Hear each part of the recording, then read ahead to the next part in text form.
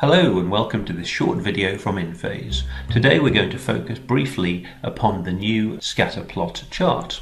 So what are scatterplots good for? Well, they're great for showing data where we have information held in pairs, for example.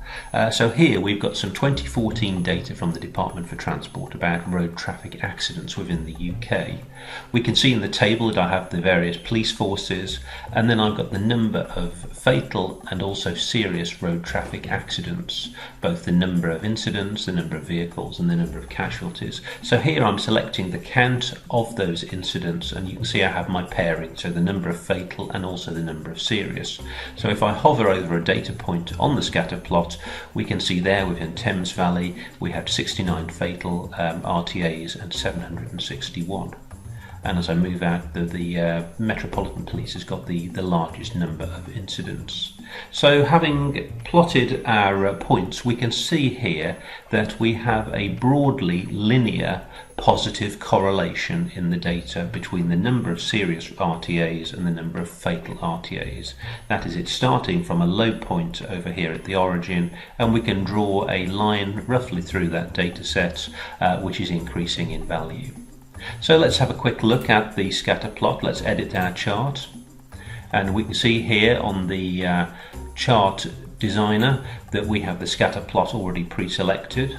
There is only one standard option, so we can look straight at the properties, and we've got all of the usual options available to us. So things like colour themes, here I'm just using a single colour of blue, whether we wanted a legend to appear, control over the axes.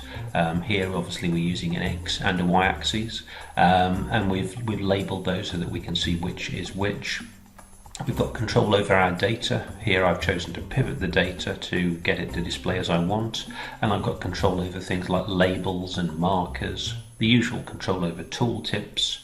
And then finally we have a couple of specific options that are useful for scatter plots. We can control the ordering of the data, so which way round we want the X and Y axes to go. So although this will mean that my axes labels are incorrect, I'll just briefly show you. If I move the X axis down, you'll then see that those have switched around, so the data being plotted against the X and Y in reverse. And let's just move that back again. There we are, just as we were. And then finally, under Advanced, we've got control over what information we want to be displaying on the chart. So here I'm just focusing upon the accident severity. So incredibly powerful, and all available for you straight out of the box with InPhase.